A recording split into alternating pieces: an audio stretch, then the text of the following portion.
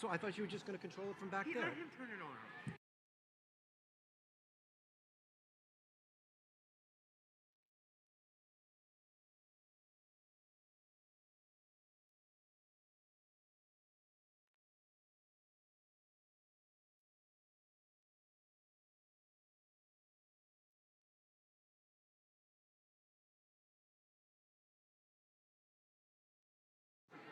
Okay, there you go. Please be seated so we can start the program. Well, we'll turn out the lights before you found your chair.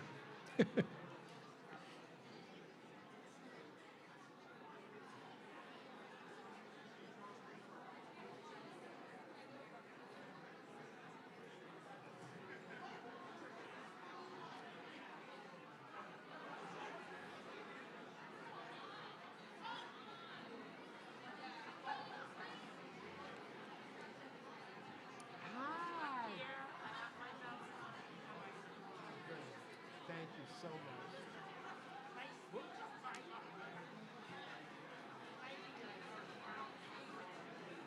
You can embellish it. Oh, my alarm's ringing. That's to remind me to do something. Everybody please take their seats. The program's going to begin shortly. It's a long enough program. We want to try to get started on time.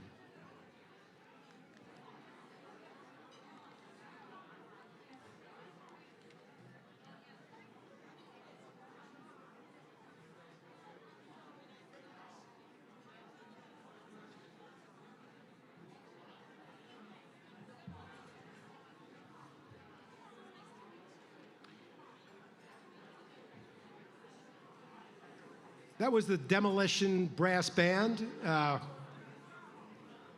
featuring Dave Mullen on sax, Tony Garuso and Vinnie Noble on trumpet, Harry Phillips on sousaphone, Dave Diamond on snare drum, and Steve Finkelstein on bass drum. Let's have a hand for them. They can still hear it. If you have any eardrums left. Okay.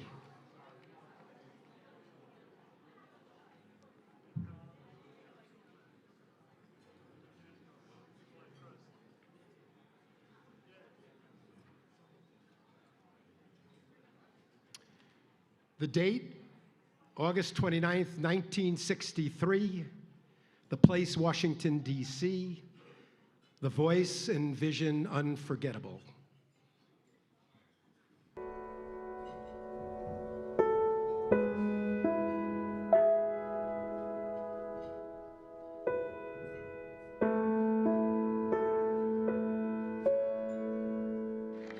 This will be the day when all of God's children be able to sing with new meaning, my country, tears of thee.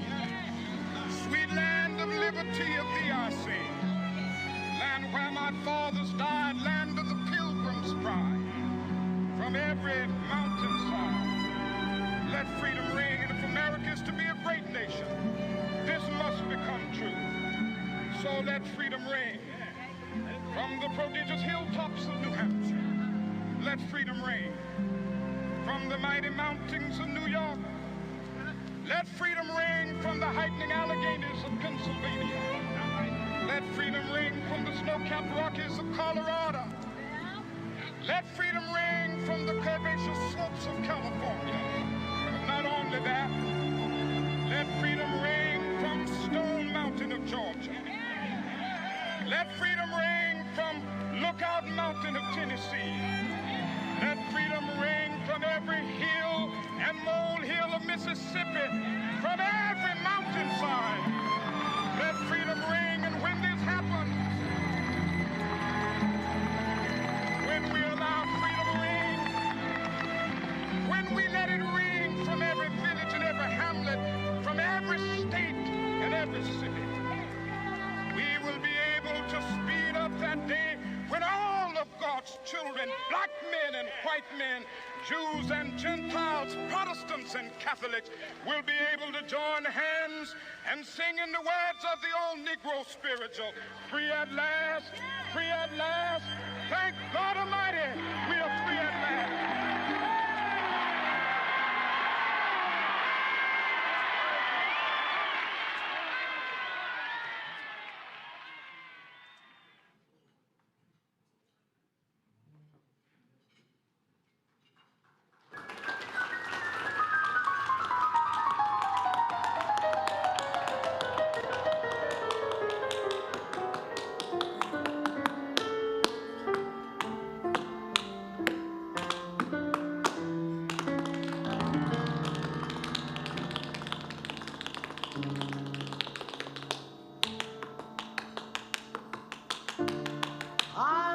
been so many places in my life and time.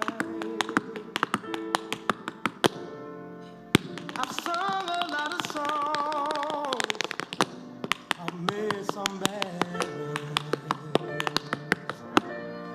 I've acted out my life in stages with 10,000 people watching. But we're alone now, and I'm singing this song to you. I know your image of me is what I hope to be.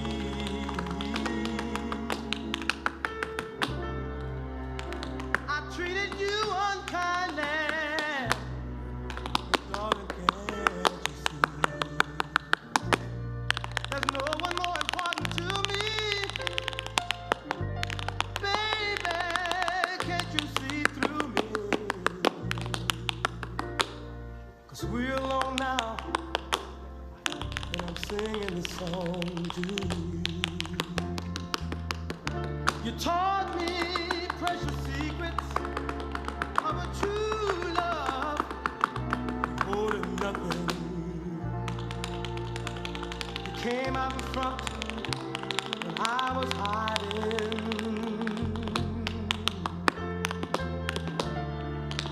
Now I'm so much better, and if my words don't come together,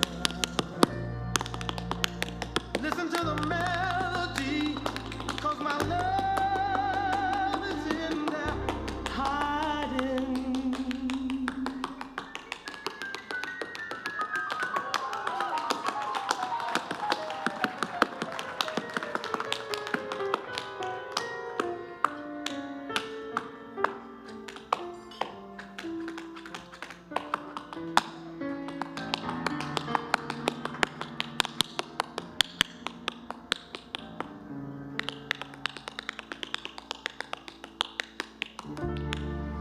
I love you in a place where there's no space or time.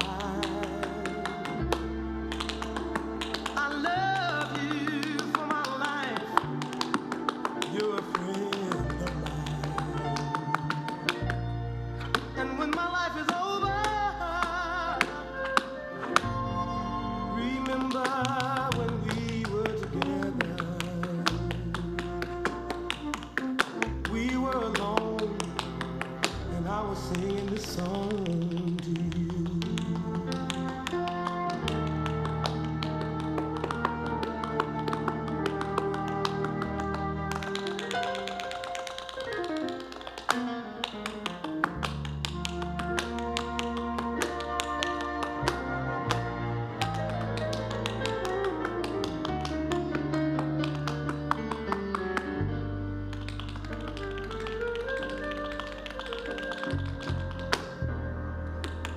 I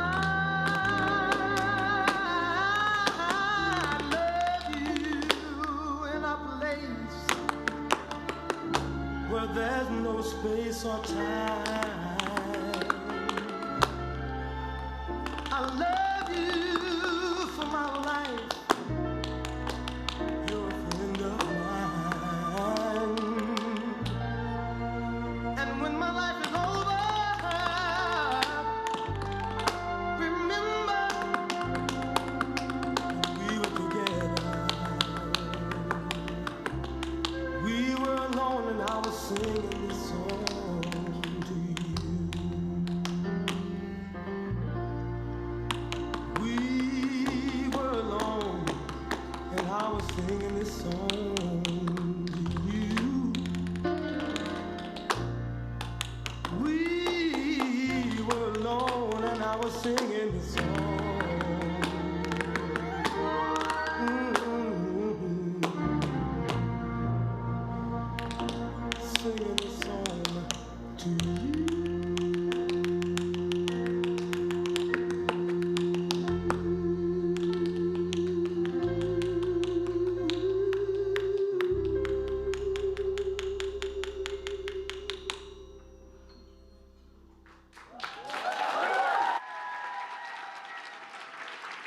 Cartier Williams, thank you, Cartier, for returning just in time from your European performances, Art Basel, Paris Fashion Week. To learn more about Cartier and all our performers and honorees, please see that journal that we went to great extent to make sure they were at your seat. And now, another picture of suburban diversity, representing one of Hofstra's nearest neighbors, a group recognized worldwide for its energy and innovation, the Uniondale High School Rhythm of the Night.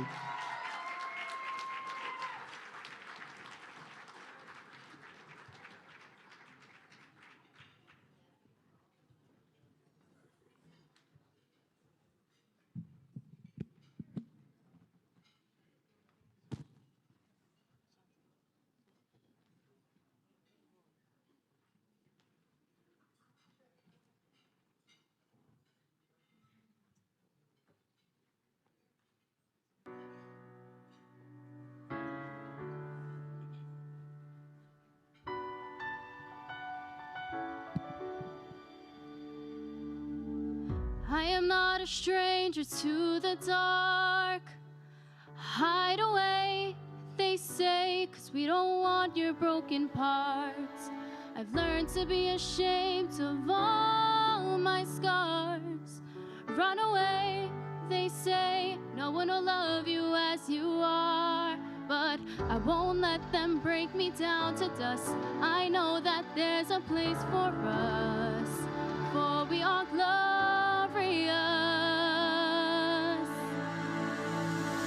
And the sharpest words wanna cut me down.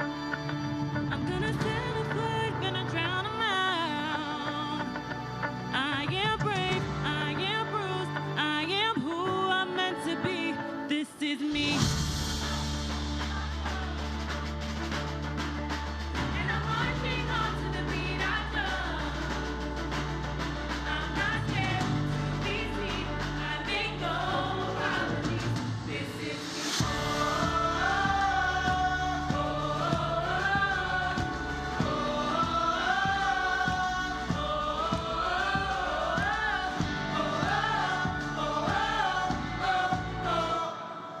Another round of bullets hit my skin.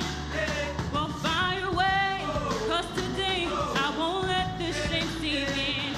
We are bursting through the barricades, reaching for the sun. We are warriors. Yeah, that's what we become. I won't let them break me down to dust.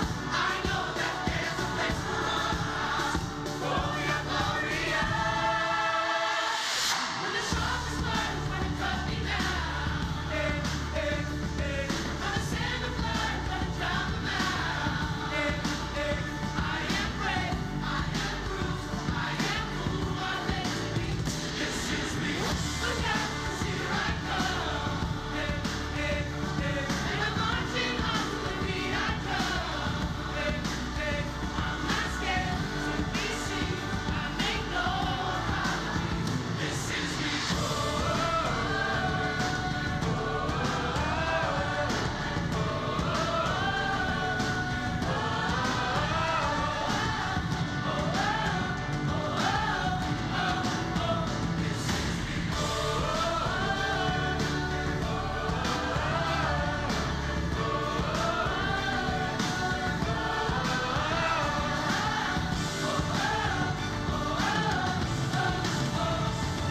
When the sharpest words wanna cut me down, I'm gonna send a flood, gonna drown them out. This is brave, this is Bruce, this is who I'm meant to be. This is me.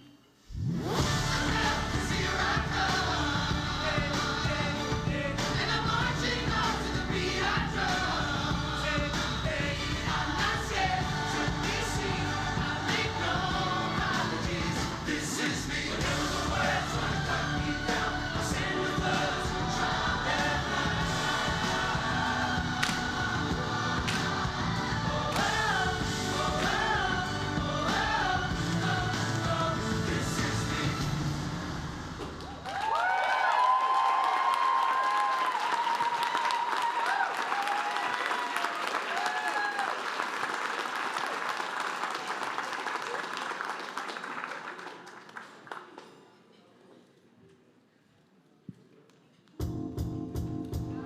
You might seem crazy what I'm about to say.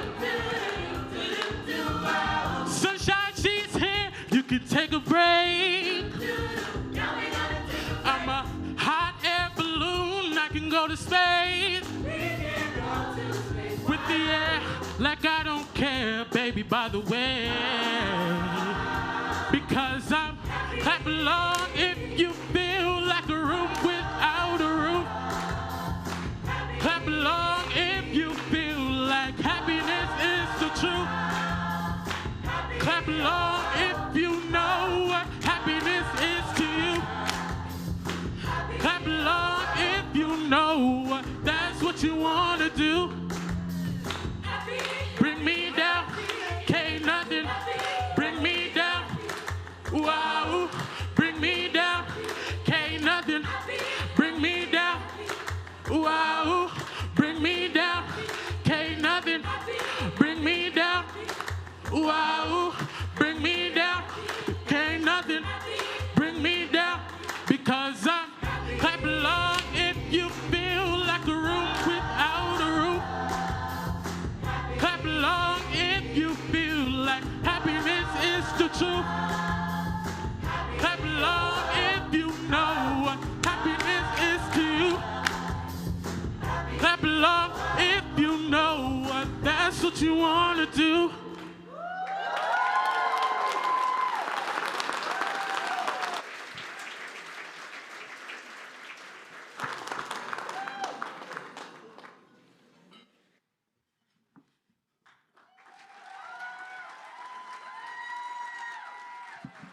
Ladies and gentlemen, thank you so much. Thank you, Deborah. Thank you so much for having us. If you want to see this fabulous group again, we have a holiday spectacular on Friday and Saturday at the Uniondale High School. Thank you. God bless. Thank you.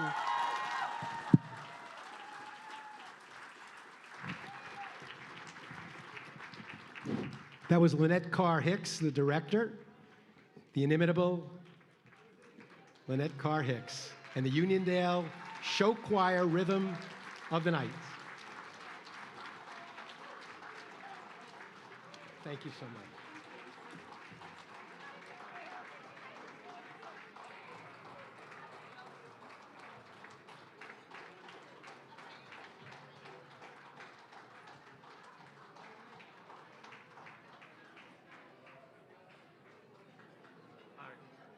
Good evening. I'm Larry Levy of Hofstra's National Center for Suburban Studies. I actually had to read that to try to remember. I'm getting old. And I'd like to formally, as opposed to just being the voice off and to the side, formally welcome you to the 13th annual celebration of suburban diversity. 13. And I know I'm looking around the room and I see some of you have been here to all 13. It's amazing, just amazing. And it's great to be back together. Absolutely great to be back together in person. And to help us celebrate, I have a surprise. This was an added starter, as we used to say in journalism. Someone I first met almost 50 years ago when I was a part-time scribe for the New York Times, and he was the youngest New Yorker ever to win a school board seat. A born and bred Long Islander who went to Albany to serve in the assembly with great distinction, someone whose intellect and integrity prompted his legislative colleagues to promote him to one of the most influential positions in any state government. Did I also say that he's a proud Hofstra grad, an undergraduate degree, and an honorary degree? Yes, if you haven't guessed already, it's my honor to introduce New York's universally respected fiscal watchdog, State Controller Tom DiNapoli.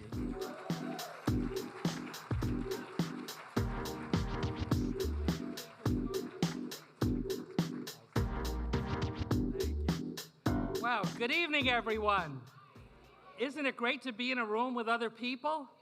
Give yourselves a round of applause for being here and for being actually a select group, because as Larry told me, this room could be filled double, but because of what we're going through with COVID, he had to limit the attendance, so it really is a privilege for all of us to be here. I didn't know who Larry was talking about that introduction. Thank you very much. Because I can't tap and I can't sing, so I wasn't sure why I was called up. How about another round of applause for those great performers? That was really a great way to start this evening. Just very, very briefly, I want to acknowledge our president of Hofstra, Dr. Poser. We got to meet for the first time, so welcome officially. And again, to Larry Levy, our dean of the National Center for Suburban Studies, what you have done with this program is impactful and so important, and we appreciate you. To Bob Cattell and Scott Reckler, give them a round of applause, the co-chairs for this event. The incredible honorees, I won't take the time to mention each and every one of them. You know who they are, they're going to be acknowledged. But these are men and women whose life work is to make Long Island a better community. How about a round of applause for all those great honorees? And I can't think of anybody better to be a keynoter for such an important event such as this than a good friend of mine, a good friend to all of us, Linda Arman. What she does as Senior Vice President at Bethpage Federal Credit really makes a big difference on Long Island. Linda, congratulations on the recognition you're receiving tonight. My friends, let's just state the obvious. It's important that we celebrate suburban diversity. This is a wonderful community. I'm very proud that I'm born and raised here, and that, as Larry said, I got my college degree here. Magna cum laude, you didn't mention that, but and it is a great community in so many ways, but it's a changing community. And it's important that we celebrate those changes. We know from the census that our population is growing, but the percentage of the population represented with communities of color and minorities is growing even faster. And that means that there are issues that we have to deal with. And even in the bygone days, there were issues, frankly, that we didn't deal with. You know, with housing segregation, with inequities in educational and healthcare outcomes for communities. And now that we're becoming more diverse, those issues become even more important. And in the post-George Floyd world that we're living in, it really is all of our responsibilities in government, in business, and labor, and not-for-profits to make sure that when we speak the words of diversity, equity, and inclusion, we translate that from more than just a slogan, but to reality on the ground. Certainly what we try to do with our work in the Comptroller's Office in a host of ways. And that's why the work of the National Center is so important. Because the National Center for Suburban Studies not only has a wonderful evening of celebration and recognition like this, but they do groundbreaking research. They look at the trends, they look at the patterns, they look at where we need to do better, they identify the gaps, they help to give us a roadmap and a path to how we on Long Island can become a more caring and inclusive community. And since we're America's first suburban community, when we do that, we will benefit all communities across this great nation. So thank you all for supporting the great work of the center, and it's great to be back with everybody on Long Island. Have a wonderful evening.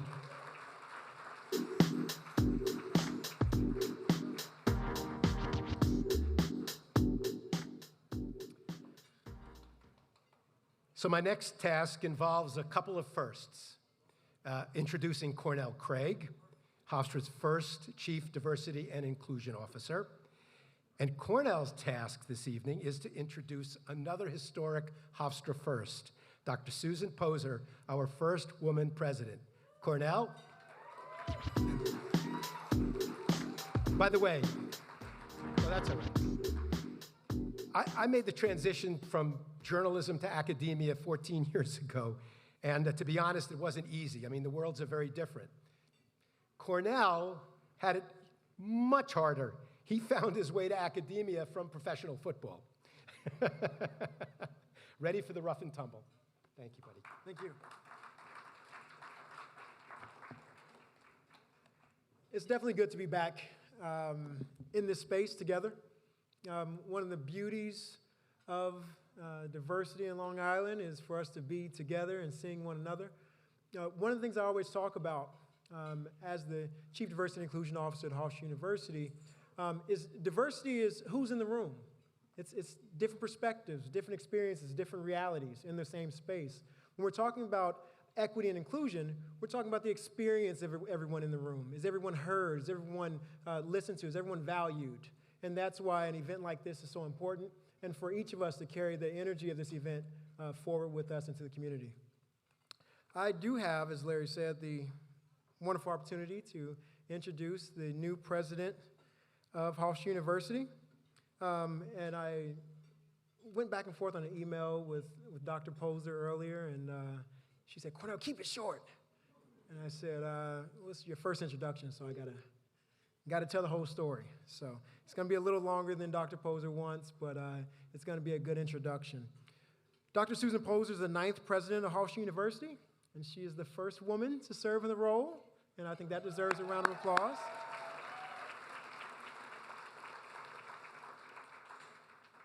She assumed office as president August 1st, 2021, so as things were really calm and nothing was happening in the world, she took over a university.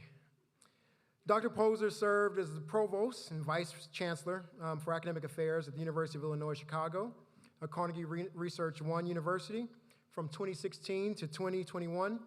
At UIC, Dr. Poser's accomplishments, her major accomplishments were the acquisition of the John Marshall Law School, creating the first and only public law school in Chicago.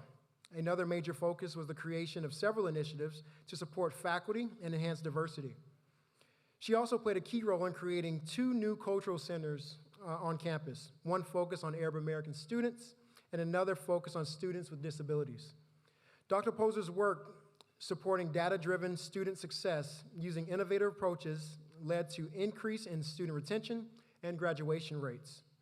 Under her leadership, UIC developed a multifaceted student success initiative, which enhanced first-year and first-generation programming for undergraduate as well as graduate students. Prior to becoming provost at UIC, Dr. Poser served in several positions at the University of Nebraska.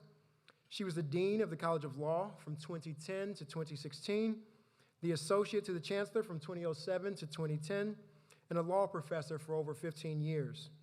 Dr. Poser grew up in New York City, so this is kind of a homecoming of sorts.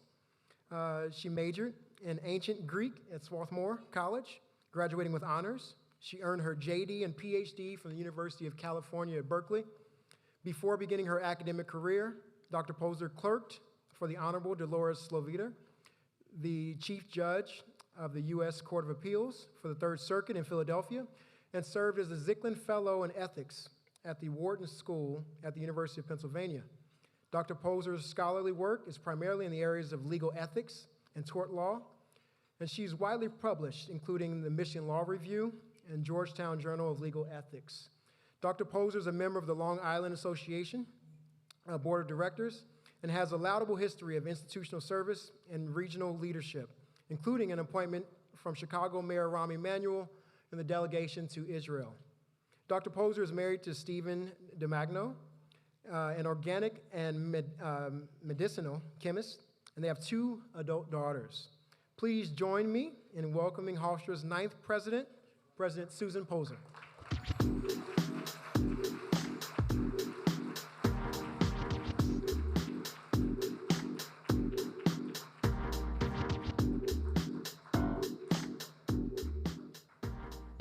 Thank you, Cornell. We'll have to discuss the length of that introduction tomorrow morning. Anyway, good evening, and I want to join Larry Levy in welcoming you to this celebration of suburban diversity brought to you by Hofstra's National Center for Suburban Studies. I'm so happy to be here this evening on Long Island, which is my new home. And I also want to just take a moment of personal privilege and say how proud I am of one of the honorees, or I would say set of honorees tonight, which is a Hofstra student group called Black Leaders Advocating for Change. Yay. Where are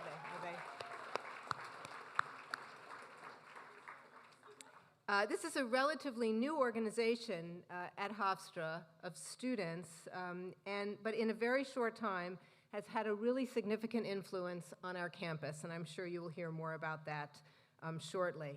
The other comment I want to make before my remarks is I thought it was interesting that we started with the 1963 March on Washington. You'll be surprised to hear maybe that I was there, although a little more specifically, my mother was there against doctor's orders because I was T-minus 10 days. And so I heard the speech. I didn't see much, but I heard it. And it's always been a source of pride for me. So anyway, speaking of months, I'm now in my 5th month at Hofstra, where I have found wonderful, hardworking, serious, but fun colleagues.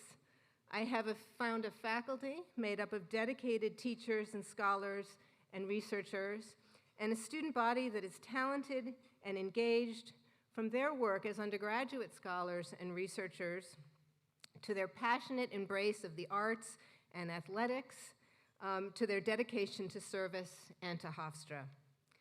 I have also found some incredible centers and institutes like the Center for Civic Engagement, the Center for Race, Culture, and Social Justice, the Hofstra Cultural Center, and the Calico Center, to name just a few, and I apologize if I didn't name somebody's favorite center. And of course, the National Center for Suburban Studies, led by its tireless and enthusiastic leader, Larry Levy. For the past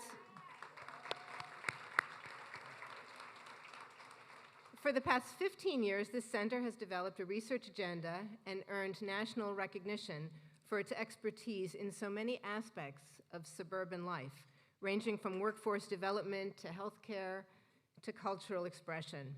Thank you, Larry, for this amazing record of work that serves our community and our country and puts Hofstra on the map in an area that is so crucial to our thriving as a nation. Now, as you heard, I am not from the suburbs and am experiencing this way of life for the first time. As you heard, I grew up in Manhattan, but left for college and have not lived in New York again until last July, when I moved to Long Island to start this position as president of Hofstra. After college and graduate school, I spent about half of the ensuing years at the University of Nebraska in Lincoln, not a suburb because there is not an herb in sight, and then another 6 years in Chicago at the University of Illinois. So I have lived in places that are predominantly white, like Lincoln, Nebraska, and in environments that are extremely diverse, like Chicago, where over 60% of the population identifies as people of color. And at the University of Illinois, Chicago, where I was the provost, there is no majority race among the undergraduate student body of about 22,000 students. Now, a study from the Brookings Institute that's based on the US Census predicts that by 2044, give or take 5 years or so, depending on immigration policy, the United States will itself be a majority-minority country. This is not dependent on future immigration, though immigration policy will affect exactly when this occurs. So thus, by, let's say, 2050, at the latest, there will be no racial majority in the United States. The population will be multiple minorities. Many places in this country, of course, have already gotten there, such as the metropolitan areas of New York, Chicago, Los Angeles, Washington, D.C., Dallas, Atlanta, and Miami, to name just a few. If we focus on Long Island for a moment, the census tells us that 37% of the population of Suffolk County and about 44% of the population of Nassau County self-identify as people of color. In 2019, more than half of the population of the United States under 16 self-identified as people of color. So that now, in 2021, that age is 18. The increase in our local and regional diversity, combined with the increasingly diverse youth population, is also playing out at Hofstra University, where 46% of our incoming class this year identified as students of color. So the tipping point is upon us. This rapid diversification of the United States is the exciting backdrop of this evening's celebration of suburban diversity. These statistics and the inevitability of the demographic trends in this country make one wonder, or at least made me wonder, how long we will continue to frame our discussions and our celebrations in terms of diversity. When diversity becomes a fact of life, part of the fabric of everyone's daily life, perhaps 20 years from now, maybe this event will simply be the celebration of suburban life and suburban culture, because the diversity of that life and of that culture will be a given, a fact so commonplace, so foundational to suburban life, that it will no longer be something we comment upon on Long Island, like our proximity to the richness of a great city. But we all know that for many, this future, this inevitable future, has a more sinister aspect. For some, the prospect of a thoroughly multiracial, multicultural society arouses fear and defensiveness that can lead to discrimination and violence, and we've seen so much of that recently. And the realization of such a society will not itself eliminate racism and the vast disparities in wealth and educational opportunity along racial lines that exist in this country. So amid this celebration of our racial, ethnic, gender, and cultural diversity, we have to remain vigilant and continue to work not just for diversity, but for equity, for inclusion, and for belonging. And there remains so much work to be done. At Hofstra, we're in the process of expanding our Office for Diversity Inclusion, an office so ably led by Cornell Craig, who just introduced me. We are examining our faculty and administrative search processes to ensure that they are carried out not just openly, but with an eye towards adding diversity, so that our students see more people with shared life experiences on the campus. We are also reaching out more to our local community, and I am delighted that Harry Ransom and Charles Renfro, who are part of the organization Hofstra for Hempstead and Hempstead for Hofstra, are joining me at my table. So while we embrace and celebrate our beautiful diversity, let us also continue to work to make everyone comfortable with that diversity, to greet it with warm curiosity and with an eye to justice and to inclusion.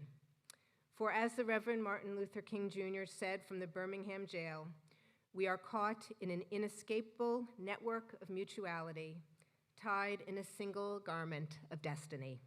Thank you.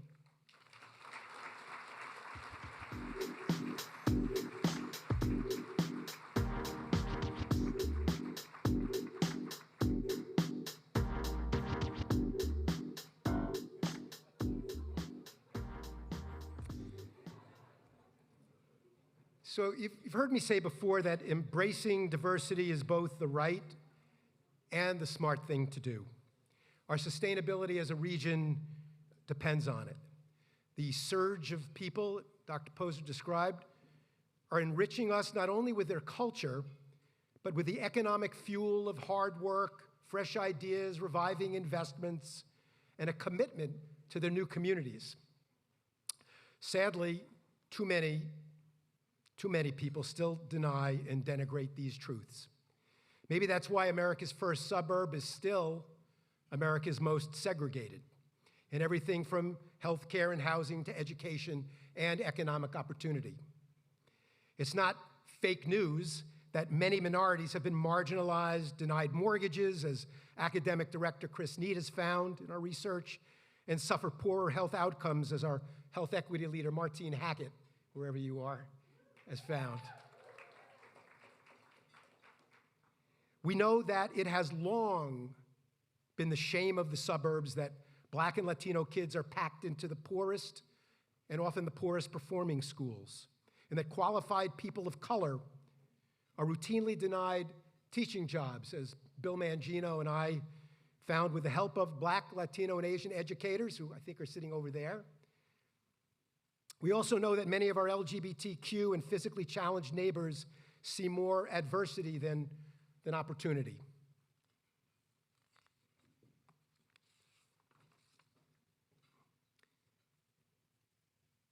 We also know that discrimination kills. It was more apparent during the pandemic than any other event that we've seen in my lifetime. People who were described as essential workers, in bitter irony, working at relatively low-paid jobs often, were putting their lives at risk to make sure that a lot of us could work safely from home. So if this all depresses you and demoralizes you, I hope that's not so. I hope that it energizes you and fills you with hope, like I feel. I've been around a long time, and I know that people of color have been able to penetrate the highest positions of corporations and politics, and make a major mark on our communities. And look at this room. It's filled with people not demoralized or depressed about the state of diversity, but because they believe in it. So give yourselves a hand. Now, you may be wondering why I'm not looking at my notes, because I'm missing a few pages. But you know, I've given pretty much the same speech for about 10 years. I know some of you are going like this, you know, with my lines. This is a dinner that has, like no other dinner that you'll find on Long Island, brings together a truly, truly diverse room. And it's a dinner where it not only brings people together, but it generates a tremendous amount of support for the diversity-related research and scholarships and community engagement that Dr. Poser referred to. In fact, over the last 13 years, this dinner has netted nearly $2 million for such research. I'm proud of that, but I'm prouder of the community partnerships that we've been able to create with the Long Island Latino Teachers Association, Long Island Black Educators Association, the federally qualified health clinics, and many, many people. And I know that when you start naming, you're getting yourself in trouble, right, with the centers. But you know who you are. My job is to do some thank yous, and I'm going to try to do that without my notes. And that's going to be a real terror. In no necessary order, and I had the order down just right, I'd like to thank first Scott Reckler and Bob Cattell. Scott's the CEO of RXR Realty. He was not able to make it tonight. He was stuck in the city. He runs a business with $25 billion worth of real estate, and some of it just needed tending to. And then there was Bob Cattell, a mentor of mine for many years, and who was responsible almost single-handedly for our Sustainability Studies program. They were the chairs of this committee, and I thank them. I want to thank the faculty committee. I'm glad I remembered to mention them. They helped us pick some of the honorees, especially the Black Leaders Advocating for Change. I want to thank the attorney Howard Fensterman.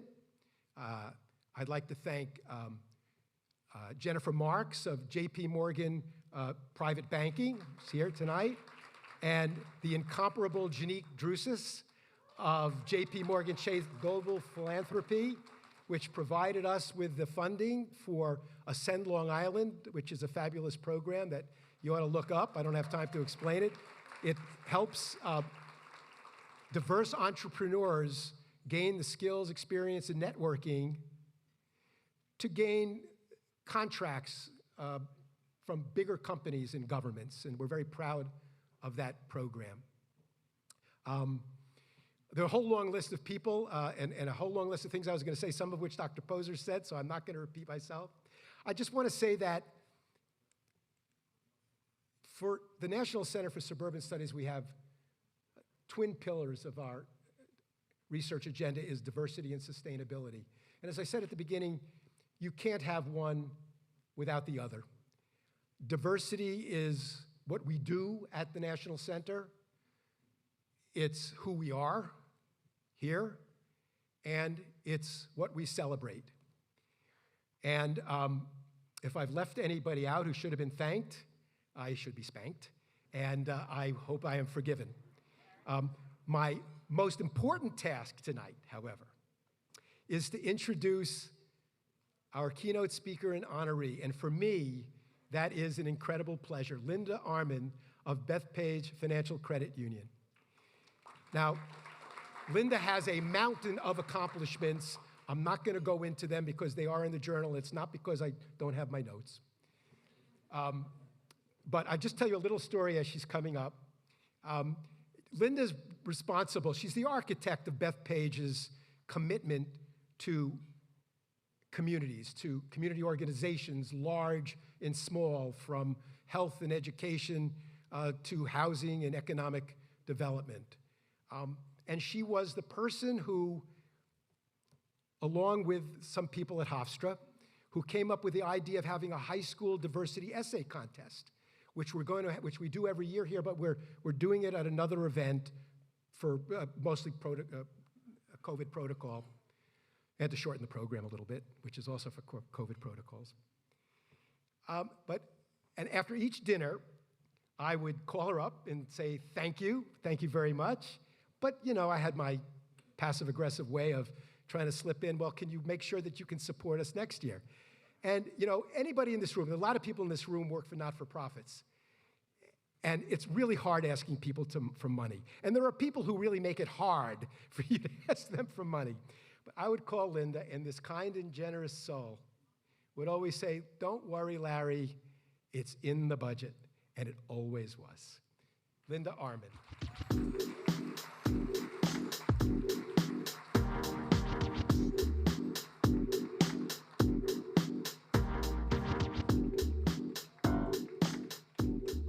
Hello. So I want to thank Larry. I want to thank Dr. Poser for inviting me to be tonight's keynote. I also want to thank Ina and Frida for making all this happen. I want to thank my good friend Tom DiNapoli. Thank you for your kind words. Always means so much. I also want to congratulate tonight's honorees. You're all truly, truly making such a big difference in our communities. And before I start, I want to say wow. I mean, like, I can't tap dance. I can't even pretend to be a tap dancer on TV. I mean, he was incredible. So Cartier, thank you. And the singers, one more round of applause for the Uniondale Choir. Wow, again, not a talent that I possess. I also want to just start off by saying that I'm not going to sit here and give you a keynote on diversity, equity, inclusion. But what I am going to do is, first I'm going to tell you a little bit about some of the good work that my company's doing briefly. And then I just want to share some thoughts with you and maybe make you think a little bit about some of the things I've been thinking about. So that's where we're going to go for the next few moments. So Bethpage has been really proud to support not only the National Center, but also the Diversity Essay Contest from the very beginning of this dinner. Larry told you how he gets me every year, but I do believe in all the work that's being done here, and I think it's important for us to support it. I've had the pleasure of presenting the scholarship awards to the winners. The essays are always well-written, thought-provoking, and passionate. Stories of diversity experienced through the eyes of our young adults. This year's awards will be, as Larry said, presented at a later date, but if you have the opportunity to attend that presentation or read the essays, I encourage you to do so. Another thing that I've done is I've been able to work with Larry and Chris with the center. They've done some fabulous work for us as we expand into diverse and underserved communities. Larry has provided us with a lot of research, and he always prides himself on the thump that the book makes when he lands it on my desk. But then I have to read it all. However, it is very, very quality work. So if you haven't worked with the center, I do encourage you to do that.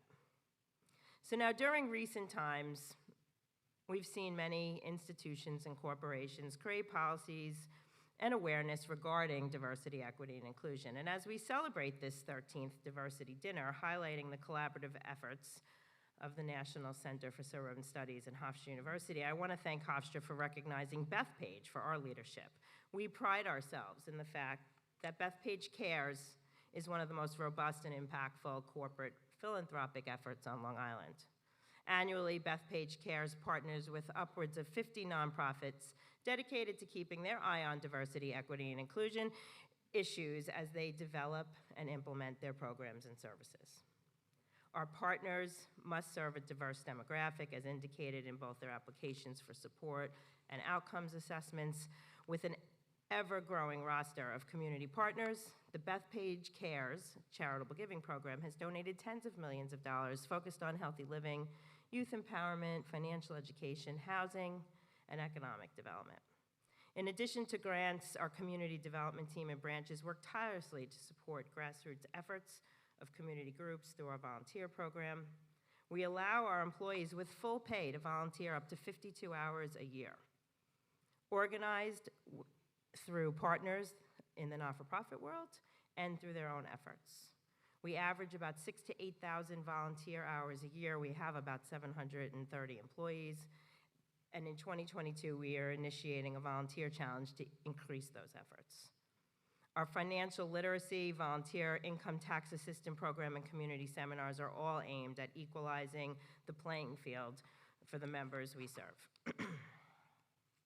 In the spirit of volunteerism, we started a new program called Difference Makers in 2020. Actually, February of 2020. I know timing is everything. While the pandemic slowed things down, we have finally gotten this ball rolling. It's an effort to entice the youth of Long Island to define needs in their communities, plan and implement projects that will truly make a difference. It's entrepreneur meets philanthropy training. We will fund the project costs and mentor the students as they develop their business plan and execute the project.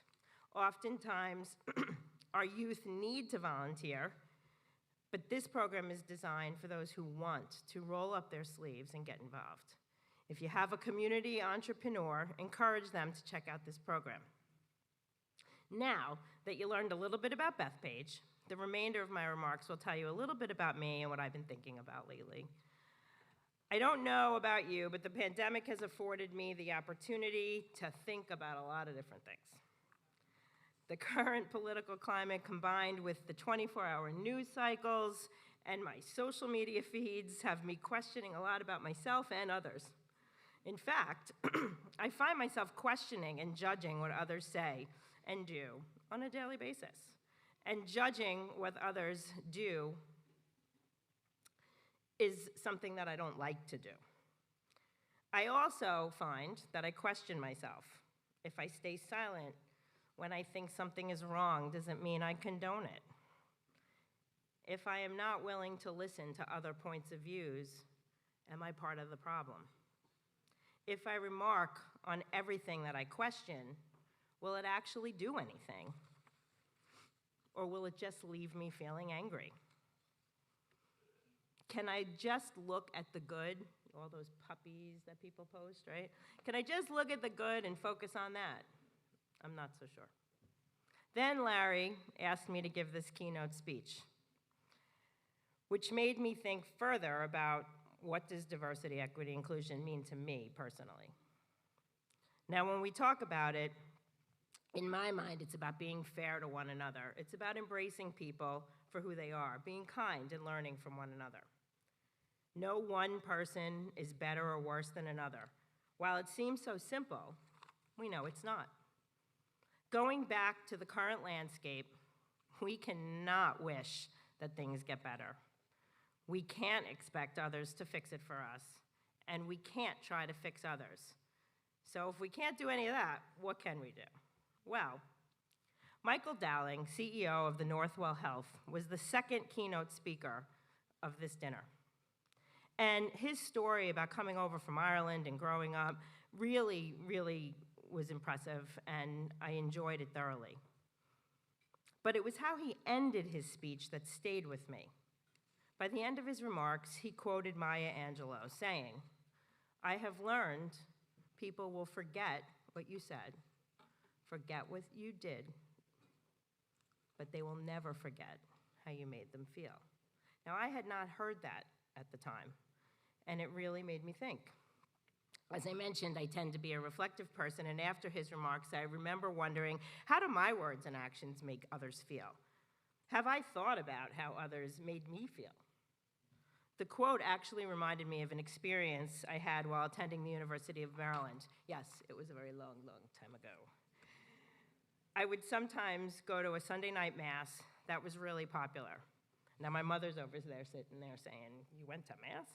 I did. The priest was young, he was very popular, and made things relatable. One night, at the beginning of Lent, he gave everybody a small rock.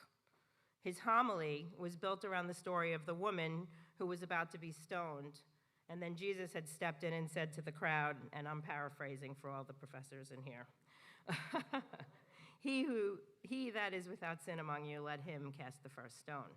The priest challenged us to stop and think before we pass judgment on someone else. The task was to carry a stone for 40 days of Lent, and if we passed judgment on somebody, we had to throw it away. The goal was to come back with the stone at the end of Lent. Easy, right? We were all good people, college students in our 20s. How could this go wrong?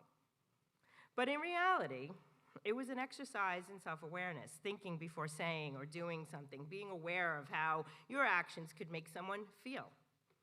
How many times have I judged someone's appearance or the way they were acting? Did they know? Was I staring at them for too long, rolling my eyes, raising an eyebrow? Come on, anyone who was a female teenager, you know you did it, right? Growing up, I was taught to be fair, appreciate everyone for who they are, and help someone who was in need. Always be humble and understand that there may be a time you need to be on the receiving end of someone else's generosity. My grandmother, she was a saint. She rejected negativity at every level and would always take the side of the person being picked on. She truly just wanted everyone to get along. She gave everyone the benefit of the doubt and hugged everyone she met for the very first time. She loved everyone for who they were. I used to say, "Grandma, some people are going to take advantage of your kindness," and she'd say, "I don't care." She had been through a lot in her life, and kindness was her superpower, as they say today. Both of my grandparents were born in Puerto Rico and came here as kids. She was raised in Philadelphia by her single mom, also a superhero woman. And my grandfather was raised in New York. He was in the Navy, and after the war, he met my grandmother. They fell in love, they had a baby, and they bought a house in Levittown. Now, at this point of the story, you must be saying to yourself, I didn't know Linda was Spanish. Most people don't. Or, I didn't know Spanish people lived in Levittown. Both true. My grandparents wanted to, and did, achieve the American dream. They both worked hard, raised a great family. My grandfather wanted to be like everyone else. He wanted an even playing field. He didn't want to be unfairly judged. He wanted success for him and his family. So they assimilated, like many other people did at that time. They spoke English at the home, and through the years, our family ethnicity was mostly displayed through the special family recipes we made at holidays. Interestingly, in his business, he was a small business owner, and most of his staff were Spanish, and he spoke the language every day. He was very comfortable being Spanish at work, just not in his everyday personal life. My grandfather made a choice to raise his family in an English-speaking home because he felt he didn't want them to be disadvantaged. While it was common, it was unfortunate.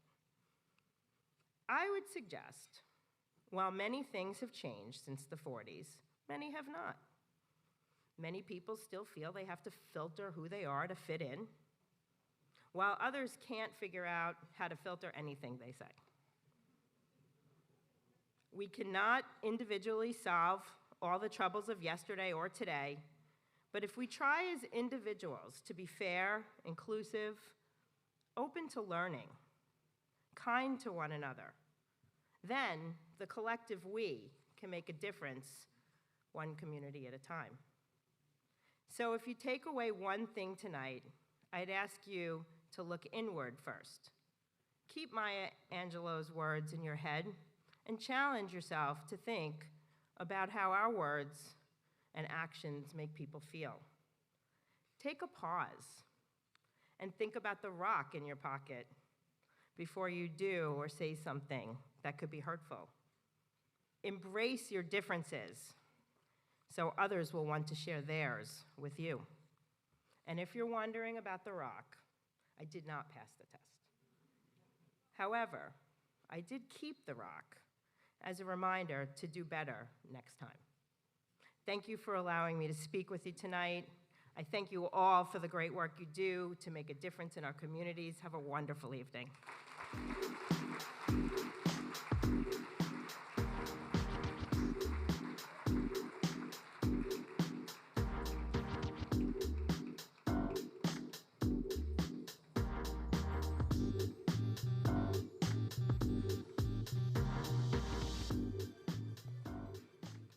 Thank you, Linda. And now it's my honor to introduce the New York Chinese Chorus, which has performed in music competitions and festivals around the world. Translations of the songs are in the journal. Now, the New York Chinese Chorus is the cultural arm of the Globe Foundation, which has its headquarters in Flushing. It's a beautiful center. I've been there several times, and I urge you, if you're interested in Chinese culture, to check out their website. They constantly promote cultural exchanges by performing both Chinese classical and folk songs, and they were founded in 2009, which was the first year of the Diversity Dinner. And these talented vocalists from China, Taiwan, Southeast Asia came together to introduce and enhance the understanding of Chinese culture through a repertoire that also includes pop music. You should mention that the New York Chinese Chorus is sponsored by Peter Koo, the New York City councilman, and by Tai Wang. And Tai was one of those people who, because I didn't have my notes, I didn't mention. Tai, would you come up and continue the introduction? Come up. Tai Wang has been one of our stalwart supporters since the very, very first day. Thank you so much. Thank you. Why don't you continue on and introduce the... Okay. It's my honor to accept this invitation for our performance. Second time perform here, right? Time. I remember people loved it, and I don't believe you understand Chinese. So I had to do a little bit. On the page, programs here, the program page, you will see two songs. The first song, See the Chimney Smoke Rise Again. The second song is a Dance of Youth. They tell you the first one is a love song, and the second song is a folk song from China, Weiwu group. So I want to introduce our group, come up. And also, I want to introduce our conductor, Zhiwen Xiang. And also our pianist, Lin 老师, Lin Dihua 老师. Okay, teacher Lin. Great. Read this script first. Okay? We know and we sing, it's a love song. To understand, you can do it.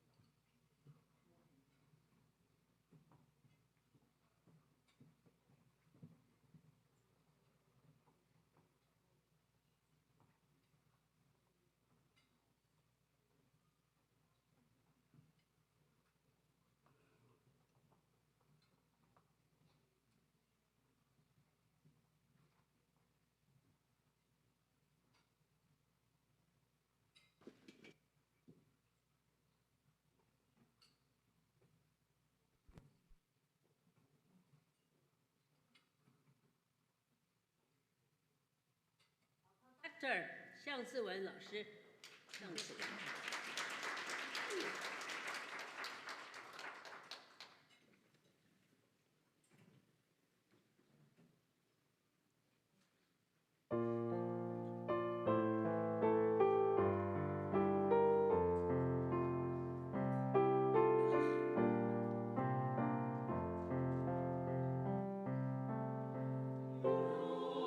天水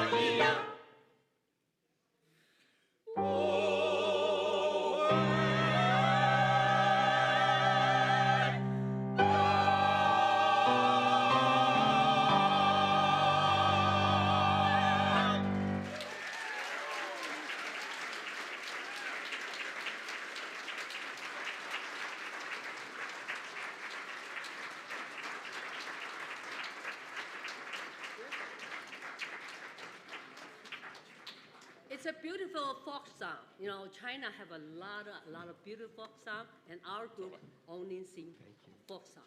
Thank you. Hope you enjoy it. You're welcome. Thank you. Thank you. Thank you. Thank you. That was Good? Yeah, it was great.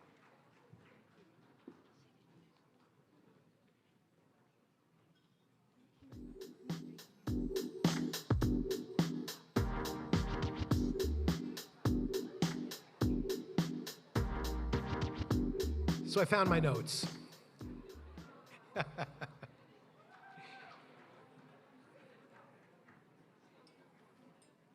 So let's hear it again for the New York Chinese chorus. So we're in the home stretch, and I'd like to, did I hear somebody say thank God? No, I'm kidding.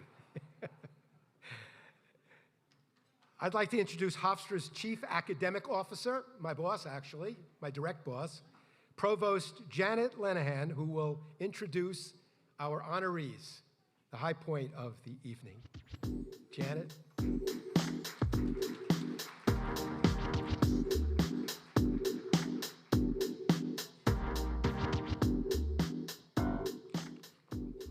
Thank you, Larry. We now have come to the recognition of this evening's honorees.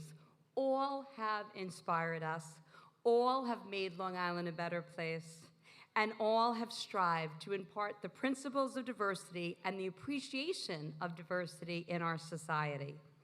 It is now my great privilege to recognize our honorees this evening. Please note that their bios can be found in tonight's journal. For our first honoree, when Eliana Fernandez immigrated from Ecuador at the age of 14, she never dreamed she would become lead organizer for a major immigrant rights organization, Make the Road. Thanks to her efforts on Long Island, Make the Road has worked with other civil and human rights groups to make that road safer and easier for thousands of people. Please join me now and look at the screens for a video highlighting this most deserving honoree. I was born in Ecuador in South America. I came to the United States when I was 14 years old. Make the Road New York is a community-based organization that fights for people of color, working class, and immigrant Suburban community. They have been around for over 14 years. I came to join Make the Road New York about 6 years ago. I transitioned out of the canvassing team to work within the legal team, and that was basically to do work in the community, doing a lot of outreach. By that time, the Deferred Action for Childhood Arrivals of DACA kind of was like, in progress.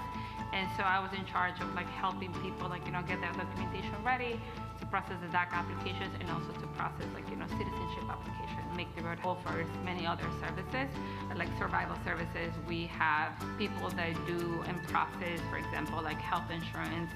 We have literature classes for our folks to learn English.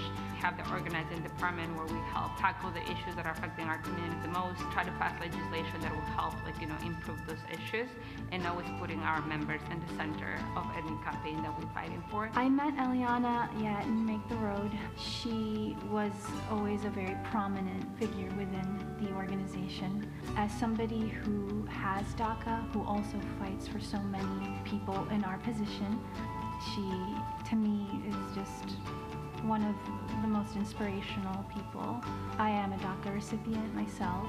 She's helped me actually in the past fill out my application, and Make the Road has helped also in, the funds for that for me. There's something so inspiring about knowing that somebody who lives that reality is also at the same time helping people who also live that reality.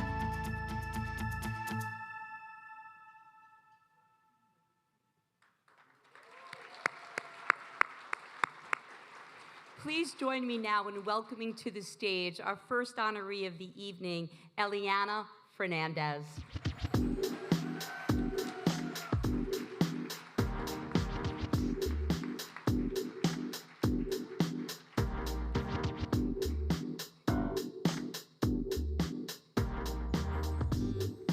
Hello, everyone.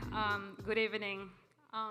It's always emotional to see the journey that I've been able to overcome since coming to the United States. I just want to say thank you so much for this incredible recognition. I am honored and humbled. To my family and my colleagues who are here with me tonight, I wouldn't be able to do this work without your support. To my husband, my children, and my parents, I hope that I'm making you proud. Our sacrifices will not be in vain. I also want to thank Hofstra University for the long-term partnership to help build better communities, from the Harvard School of Communications to the Maurice A. Dean School of Law. Lastly, I am excited to share that I'm also now a graduate student at the School of Communications here at Hofstra University. With that being said, I also want to thank all of the donors for their valuable contributions to our scholarship program. I got on a scholarship that helps pay part of my tuition, making my dreams of attaining my master's degree possible. As a student and also as an undocumented person, I hope to help build new opportunities for folks that come after me to be able to access a higher education regardless of their immigration status. Sometimes all we need is a chance for somebody to invest in our potential. To the young folks out there, don't give up. Never stop believing in yourself. Everything is possible. Thank you all so much.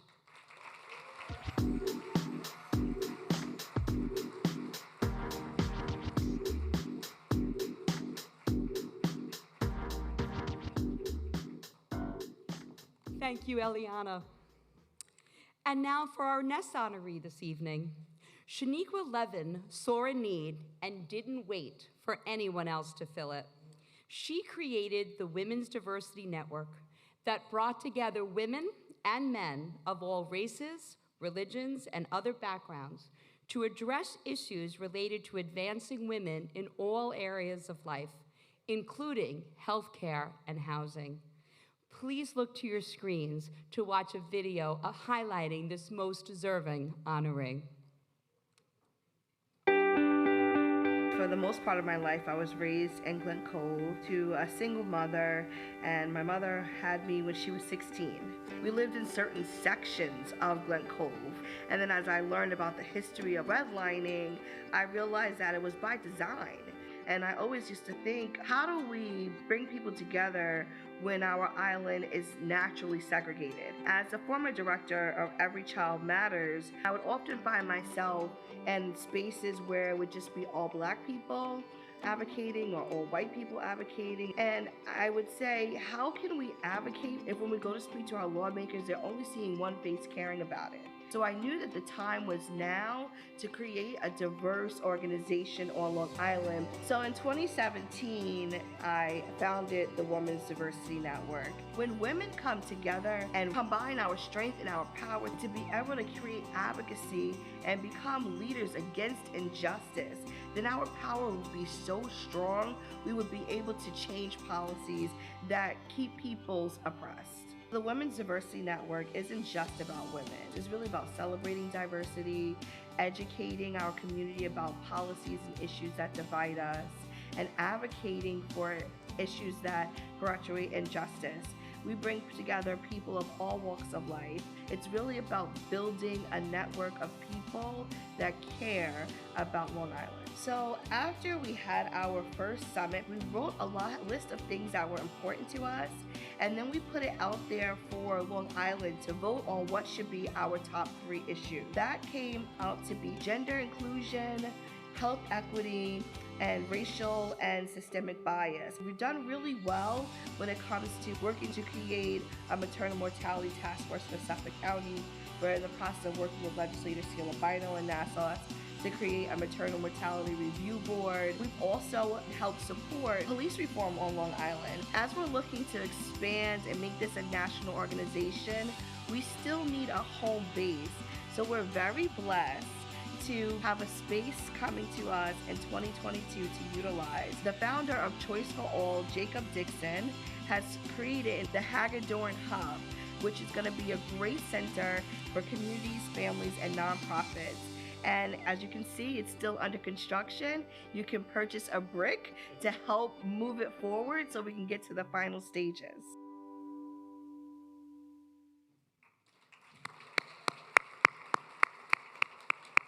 Please join me in welcoming to the stage our next honoree, Shaniqua Levin.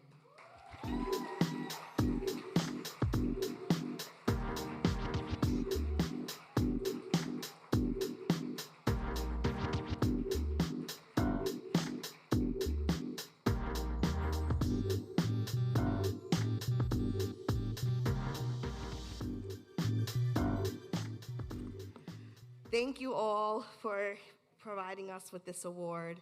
Thank you, Larry, for being so gracious to extend this out to us, and Dr. Hackett for thinking of us. This organization is not just about me. This award is not just my award.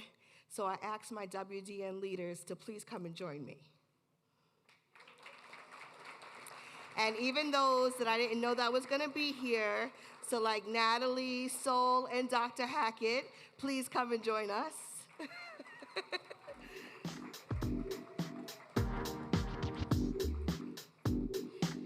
You can't do things alone, I feel like. You need the support of everyone. And from the very beginning, when this was just an idea, so many people joined in and said, what can I do? How can I support you? How can we make this happen here for Long Island? So my speech really today isn't going to be about me. It's about the people who put their time, energy, and effort. We're a small organization with a little bit of money. With a little bit of money, but we do a lot. We have a wealth equity task force that's making sure that Black women and Black gender expansive people receive pay equity and are able to get into employment that will help with their economic mobility. We're working on a youth justice leadership program that will teach kids real history, okay? Real history. Teach them about leadership. Teach them about community service. We're doing so many things. Our health equity task force is doing a lot, but these things could not be done without everyone that's here and everyone that isn't here that's super supportive of WDN. So, I would like to recognize Rita Fernandez. Thank you for, from day one, saying, what can I do? How can I help? And being there, running our production for our summit and everything else. To Josephine Hall, who has been in charge as our youth justice team forever and is always coming up with ideas that the kids can do. I'll get to you. To Hugh, well, that's who we're missing. Okay.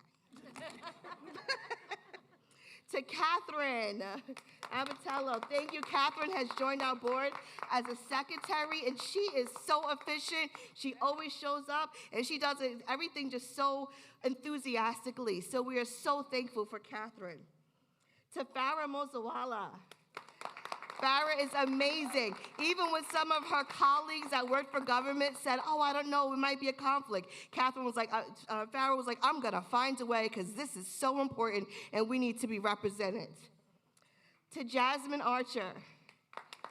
Thank you so much, Jasmine, for representing the millennial voice and not only just being a millennial, but showing up, helping us doing our fundraisers and always being so present and making sure that we succeed. To Adesawa Watson, who has been there from day one as well and really been instrumental with our Health Equity Task Force and making sure that we know what's going on and we are a part of what's going on. Oh, and Adesawa, this is for your organization, National Committee of Negro Women, who you represent on our Women's Diversity Network. And to our board chair, Erica Deans, who has stepped up when I was like, somebody help! And Erica came in and she made sure that we can have an efficient board, a legal board, and effective board. And I got some more plaques, but y'all surprised me, so I know y'all was gonna be here, so I'm gonna make sure y'all get y'all plaques. But thank you so much. WDN could not be WDN without everyone's help. Dr. Hackett has been extremely instrumental with our maternal mortality task force. Thank you so much, Dr. Hackett, for all your energy, efforts, and support. And Soul, where'd Soul go? Oh, there's Soul. Soul has just been so helpful. Like I said, we're a very small organization, and Soul believed in us and believed in our work and made sure that we got the support that we needed. Thank you, everybody, for all that you have done. Like Margaret Mead said, never doubt that a small group of thoughtful, committed citizens can change the world. Indeed, is the only thing that ever has. Thank you all.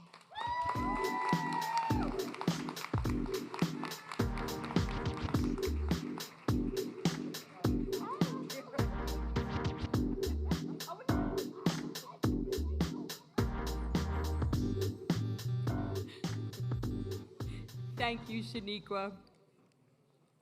Our next honorees, Joycetta and Julius Peers, have been iconic leaders in Long Island's African-American community, best known as the driving forces behind the region's leading center of Black history, culture, and art.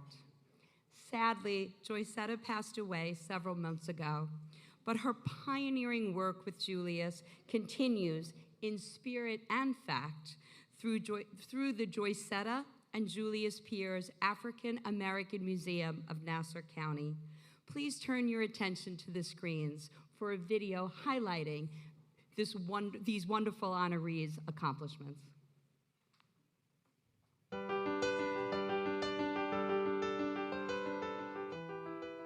Well, the Pierces came on board before we heard anything digital in terms of ancestry. So they were here looking through census records. They actually looked through school records. We did the due diligence, the research, and I would do the research. And my wife then would write up the report, and that's how she became really involved. For our communities, we had never even initially heard of the word genealogy, and we didn't know what that meant. But over the years, the Pierces have been able to introduce us to that, show us what that means to us, help us go way back in time to find the relevance of who we are, what we are. And when we know who we are and what we are, it makes us a stronger people. We formed an organization. We decided we were going to get an organization we named it the African American Genealogical Society. We came here to the museum because it was the African American Museum. And we came here, we said we want to do genealogy from here and make it a community project. Now, they've been with the community here, since the late 1990s, but the way things evolved in time, they became head of the museum. And one of the pieces which is so fantastic here, and we continue on with it, is that Mr. Pierce really focuses on providing the hidden history. The wife decided that what we're going to do, we're going to take over the museum. We're going to make sure that the doors of the museum stay open. And she was really the anchor and the reason that the museum doors are still open today is because of her insistence. And we decided that TAGS, which is the African Atlantic Genealogical Society, would be the agent to run the museum. I promised my wife, Joy, that I would do here as long as God would give me breath and strengthen my body to walk or to stand, to do research, and do anything I can to do to keep the museum open.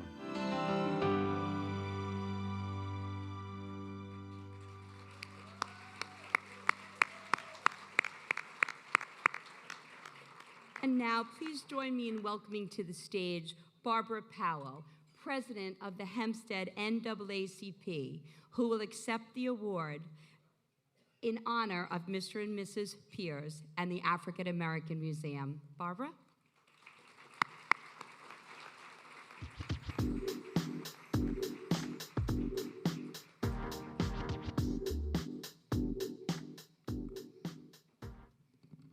Good evening, everyone. It's my pleasure to stand here on behalf of the Pierces. I'd like to take a moment to pause and honor Mrs. Joycetta Pierce. She was a true pillar in this community and a wealth of knowledge. So if you would just take a moment of silence.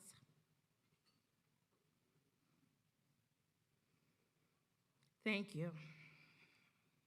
On behalf of Mr. Julius Pierce and the African American Museum, we'd like to thank Hofstra University for recognizing the museum's work.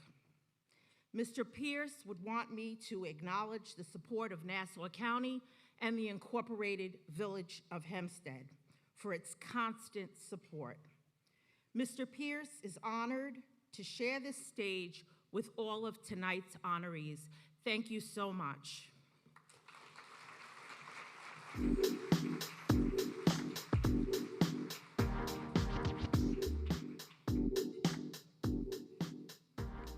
Thank you. Here you go.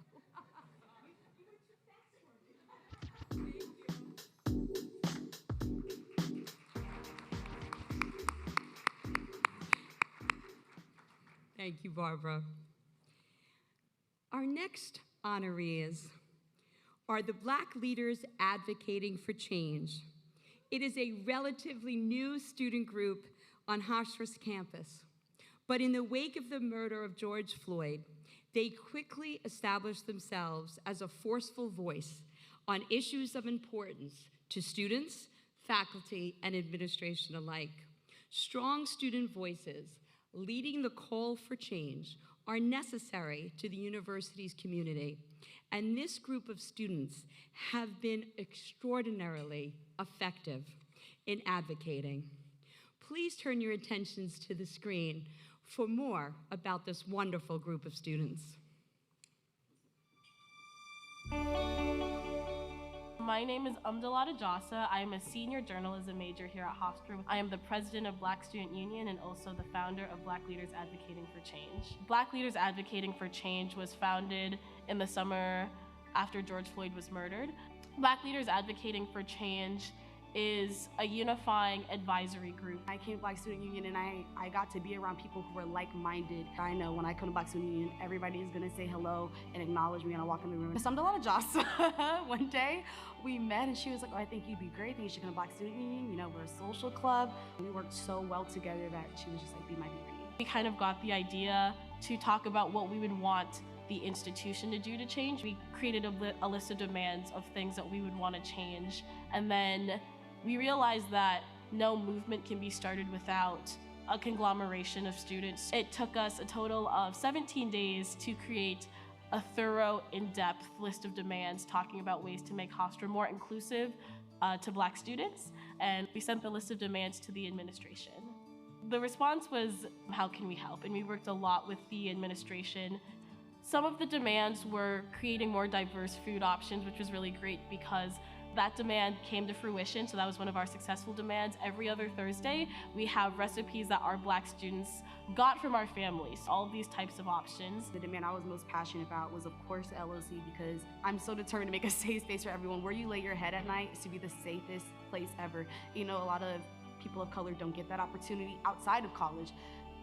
Better yet, in college. So I am the resident assistant on the LOC floor, and we really just try to make the place a safe space. One of the demands was for us to have a lounge space. So we have a Black lounge space.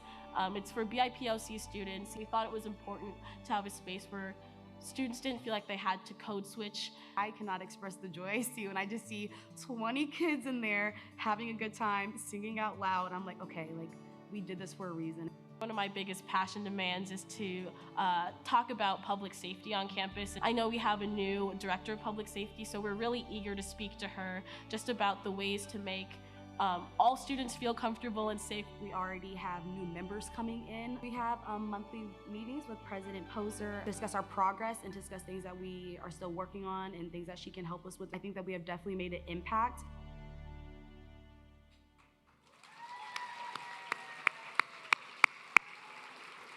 Please join me in welcoming to the stage representatives from the Black Leaders Advocating for Change group at Hofstra University.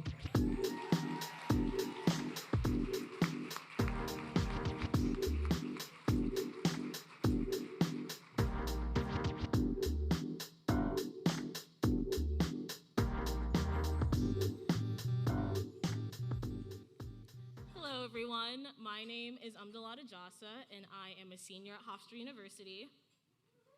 Hi, I'm Lauren Wood, and I'm also a senior at Hofstra University. And my name is Mariah Johnson. I graduated this May, but I'm back at Hofstra University as a 1L in the law school. Yes, you are. And we are some of the founders of Black Leaders Advocating for Change, or BLAC. It's an honor to be here with the National Center for Suburban Studies. BLAC was birthed during a time when the world was forced to come to terms with where it stood with race. We were formed out of a need for reform and equity. No one wants to be told that they aren't doing enough, but Hofstra took our demands and our acquisitions in stride. Their dedication to equity and diversity is shown in their continuous work with initiatives to promote and encourage and support our call for diversity and inclusion on campus. BLAC is thankful for the opportunity to be honored at an event such as this one. It just goes to show that our voices as students at Hofstra University are being heard, and that the Hofstra community matters and what they invested in us and the way we are invested in the school as well. In the past year and a half since our forming, we've already begun to see the seeds of our garden blossom. While we may not be at Hofstra to see all of our demands come to fruition, we are confident that through our advocacy, the experience for Black students will be enhanced, and the Hofstra community will continue to strive to encourage and foster a community where all students feel valued. We are honored to receive this award and the other awards that we've received over the past year. We hope that our advocacy can be used as an example for other groups of color to achieve our true goal, equity. While we don't have time to thank all of the individuals who have contributed to our success, we want to give notice to Ms. Jillian Atkinson, the Black Faculty Council at Hofstra University, the Student Government Association, Vice President Houston Duttery, and so many more, such as President Poser and Cornell Craig. We're so grateful for all of your support, and thank you for awarding us on this night. Thank you all.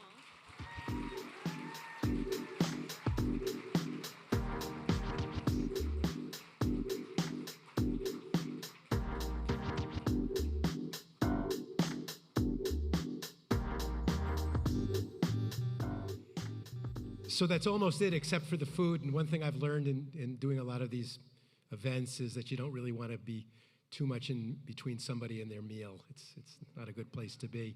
Just a couple of thank yous that I had unfortunately forgotten. One is Brian Potts of University Relations, works for Melissa Connolly, who made all the videos. And let me just tell you something about dedication. About 5 o'clock, we couldn't find one of the videos. I can't take responsibility for that, but anyways, I texted Melissa. I was all like, oh my God, what?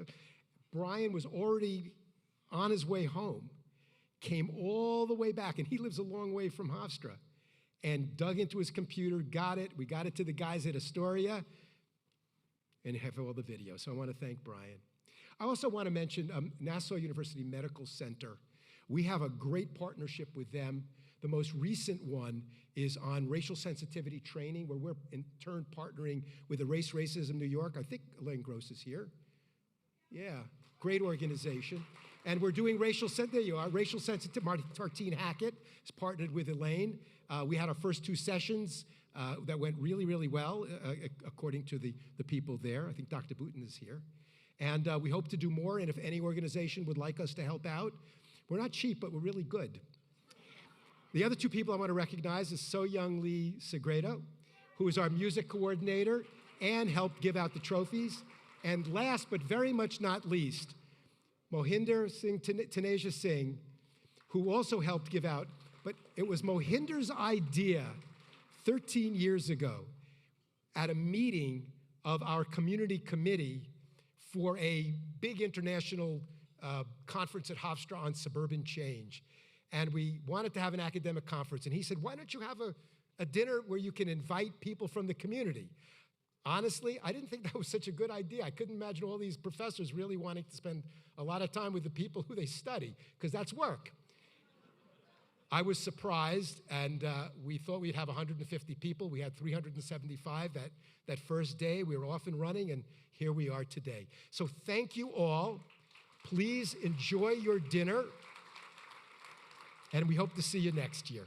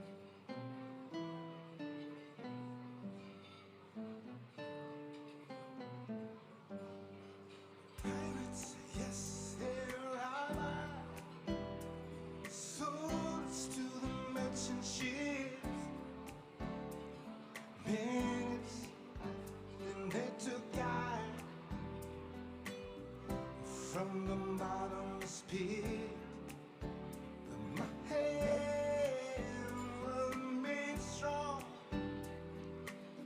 by the hand of the mighty. With forward in this generation, triumphantly, won't you help to sing songs of freedom? 'Cause all I ever had, redemption song,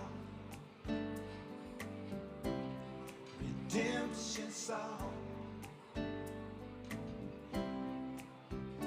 Emancipate yourself from mental slavery. No sound can free your mind. Have a fear from atomic energy, 'cause none of them can stop the tide. How long should they keep our prophets? While we stand aside and look. Ooh. Some say it's just a part of it. We got to the field and mud.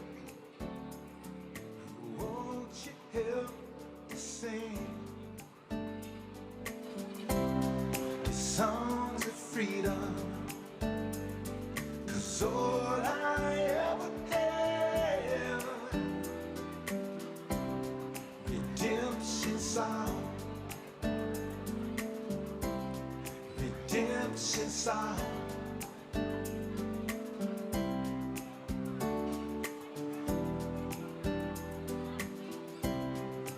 Emancipate yourself from mental slavery. No one yourself can free your mind. Have no fear for atomic energy, 'cause none of them can stop the tide. How long shall they keep our profit? Always stand aside and look. Ooh. Some say it's just a part of it. We've got to fulfill the book. Won't you help me sing these songs of freedom? 'Cause all I ever had, redemption song, these songs of freedom, redemption song.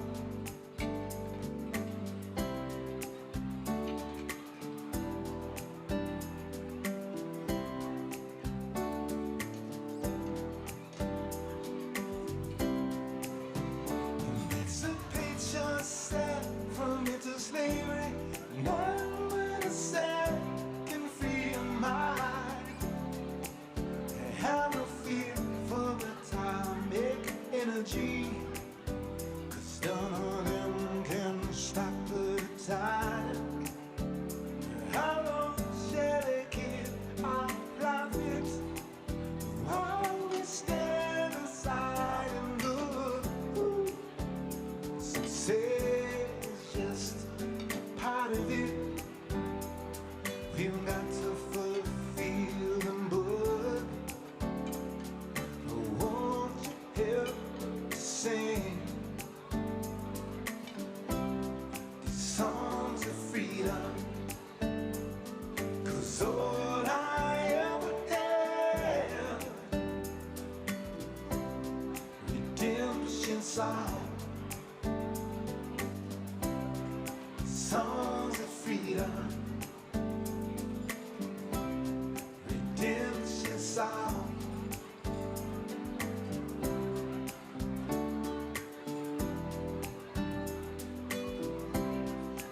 Redemption song.